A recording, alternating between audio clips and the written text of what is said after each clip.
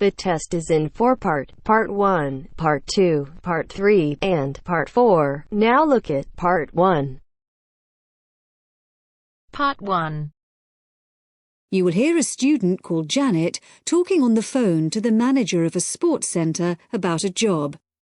First, you have some time to look at questions 1 to 5.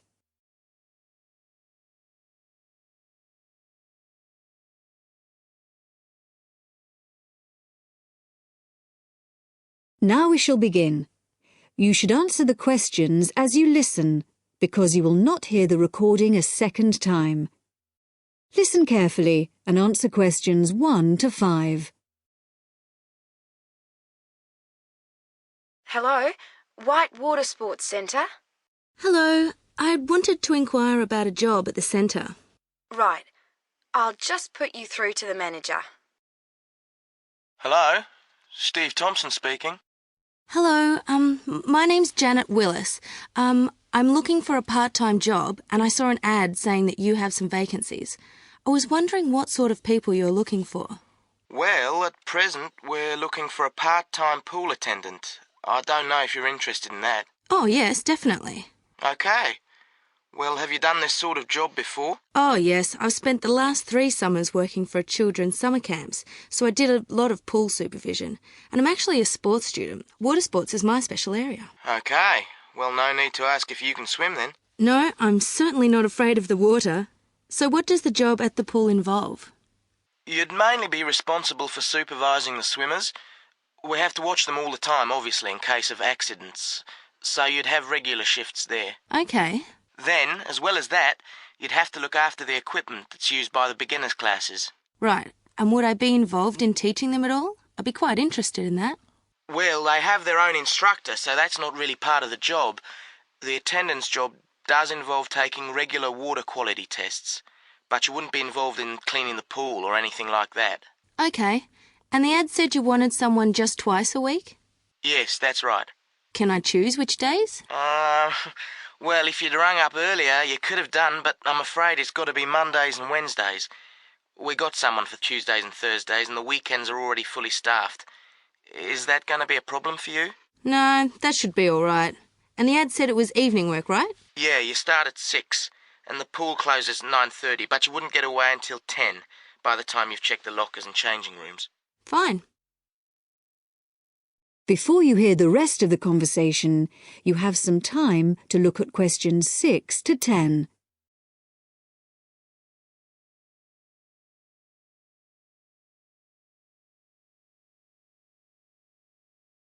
Now listen and answer questions 6 to 10. And how much do you pay? The basic hourly rate is $15, but it would go up to $19 for someone with the right qualifications. Well, I've got life-saving certificates and first aid qualifications. Oh, with that and your experience, you'd probably get the maximum rate then.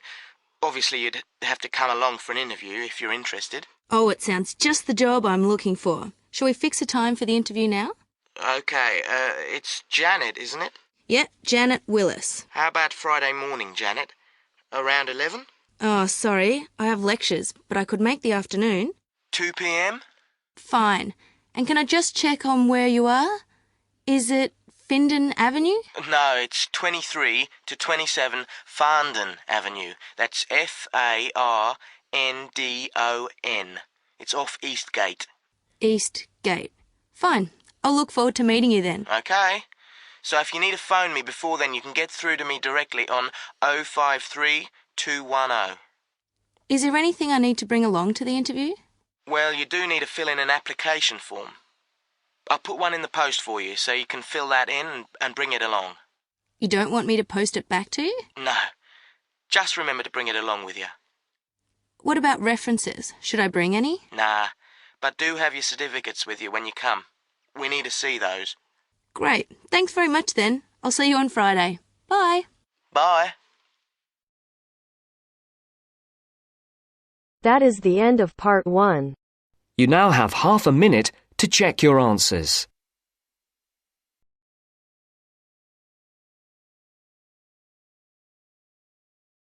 Now turns to Part 2.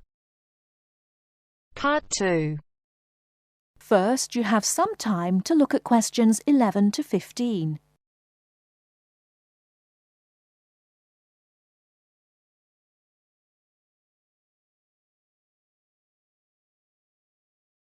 Now, listen carefully and answer questions 11 to 15.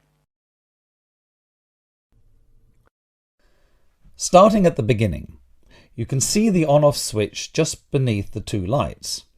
Having turned the machine on, these lights now become very important. When the light on the left has gone out, you can begin making coffee, as it means the water is now hot enough. Next to that is the water level light. If this is illuminated, it means the machine does not have enough water. It is essential that you turn the machine off and add more water the moment this light comes on. Otherwise you could damage the heating element.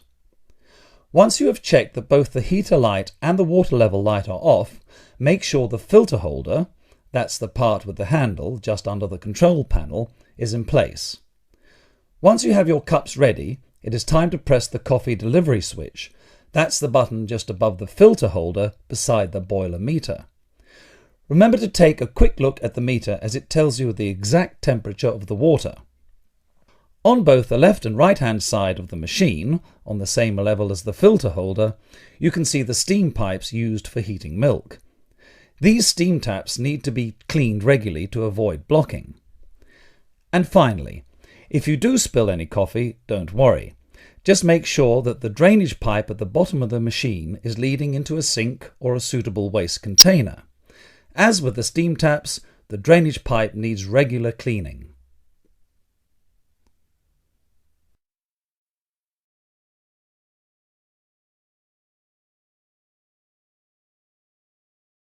Before you hear the rest of the talk, you have some time to look at questions 16 to 20.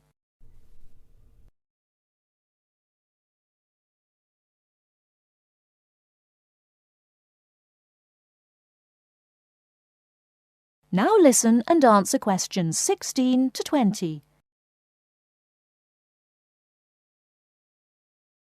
First and most importantly, I'll tell you where you should go from tomorrow for your lectures and classes. The Health Sciences building is on the west side of the campus, opposite the library, beside the History department. As you are probably aware, there are 6 modules to the course, which will take a year to complete. That's 2 modules each term. In the first module of this term, you will be looking at current laws with regard to health and safety in the workplace. Don't forget that as you progress through the course, you should be building your thesis. This will need to be completed by the end of the year. Coursework will also be credited to your final grade, but the most important part of the course is the thesis. Now, the final thing I want to tell you, and again you should know this, is that there will be a number of guest speakers throughout your course. They will come from a number of different medical backgrounds, but they will all be giving you their views on the relevance of health sciences in their occupations.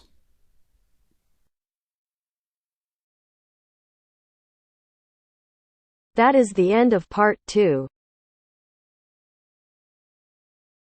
You now have half a minute to check your answers.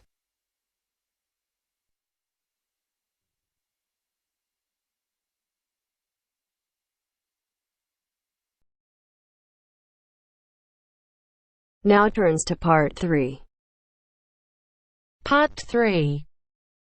You'll hear 2 students discussing a survey they have to write as an assignment. First, you have some time to look at questions 21 to 26.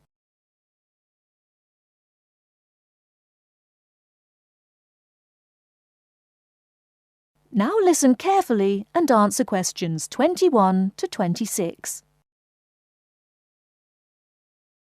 How is your market research project going, George? Very well, actually, Anna. I've just got the results of the survey back, and so now I have to draw some conclusions from the information I've collected. That's good. I'm still writing my questionnaire. In fact, I'm starting to panic, as the project deadline is in 2 weeks, and I don't seem to be making any progress at all. What is your topic? Forms of transportation in the city. What about you? I've been finding out people's attitudes to the amount of violence on television. That's interesting. What do your results show? Well, as I said, I haven't finished writing my conclusions yet, but it seems most people think there is a problem. Unfortunately, there is no real agreement on the action that needs to be taken. Nearly everyone surveyed said that there was too much violence on TV. A lot of people complained that American police serials and Chinese kung fu films are particularly violent. The main objection seems to be that, although a lot of people get shot, stabbed, decapitated and so on, films never show the consequences of this violence. Although people die and get horribly injured, nobody seems to suffer or live with the injuries. Any children watching might take the heroes of these programs as role models and copy their behaviour. So, what did most people suggest should be done?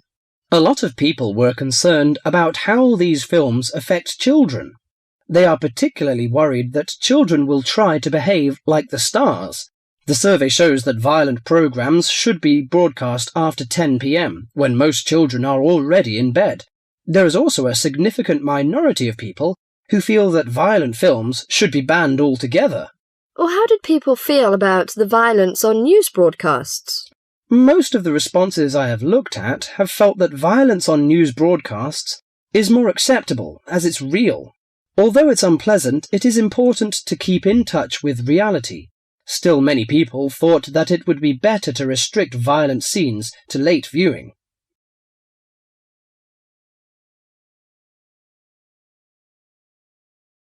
Before you hear the rest of the talk, you have some time to look at questions 27 to 30.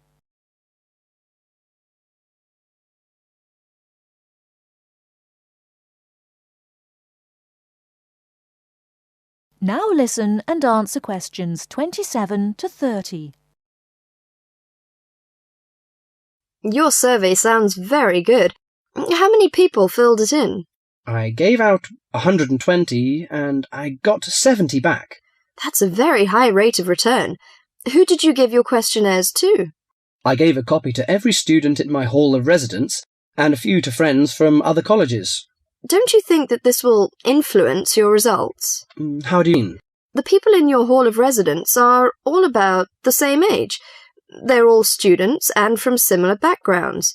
Therefore, it is likely that they will have similar opinions. Your results represent student opinion, not public opinion. So how are you going to do your research? Well, I'm going to interview my respondents in the shopping mall. What I'll do is ask people if they have 5 minutes to spare to answer a few questions. If they agree, I will ask them some multiple-choice questions and tick off their answers on my sheet. Isn't it very difficult to ask meaningful questions using multiple choice? Yes, it is. The secret to writing a successful survey is to write simple multiple-choice questions that target the information you're looking for. There. It's better to write a lot of short, specific questions than longer general ones. So that's why it is taking you so long to write? Yeah, but I hope I'll be ready to start interviewing at the weekend. That is the end of part 3. You now have half a minute to check your answers.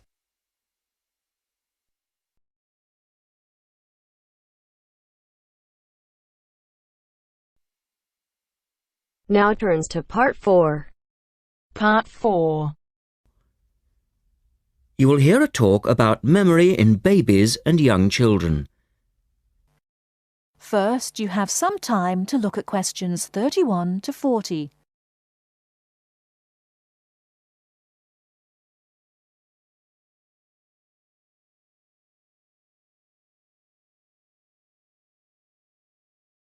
Now, listen carefully and answer questions 31 to 40. We're going to look today at some experiments that have been done on memory in babies and young children. Our memories, it's true to say, work very differently, depending upon whether we are very old, very young, or somewhere in the middle. But when exactly do we start to remember things? And how much can we recall? One of the first questions that we might ask is, do babies have any kind of episodic memory? Can they remember particular events? Obviously, we can't ask them, so how do we find out? Well, one experiment that's been used has produced some interesting results. It's quite simple and involves a baby in its cot, a colourful mobile, and a piece of string. It works like this. If you suspend the mobile above the cot and connect the baby's foot to it with the string, the mobile will move every time the baby kicks. Now you can allow time for the baby to learn what happens and enjoy the activity. Then you remove the mobile for a time and reintroduce it sometime from 1 to 14 days later. If you look at this table of results, at the top 2 rows, you can see that what is observed shows that 2-month-old babies can remember the trick for up to 2 days, and 3-month-old babies for up to a fortnight. And although babies trained on one mobile will respond only if you use the familiar mobile, if you train them on a variety of colours and designs, they will happily respond to each one in turn. Now, looking at the 3rd row on the table, you will see that when they learn to speak, babies as young as 21 months demonstrate an ability to remember events which happened several weeks earlier.